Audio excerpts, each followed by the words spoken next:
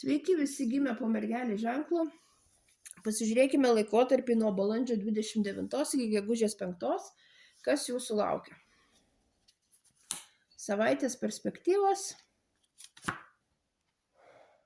ko vengti ir patarimas jums.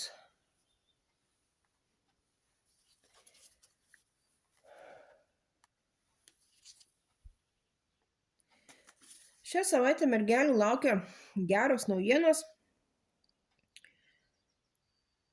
ypač jeigu jos yra susijusios su šeimos reikalais.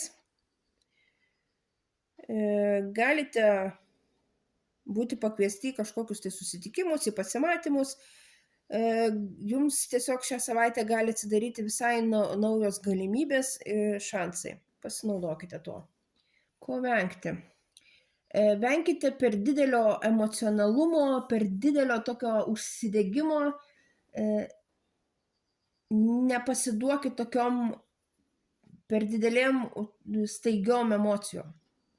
Ir patarimas jums, jei turit galimybę, aplankykite savo šeimos namus, savo tėviškes, senelius, tėvus.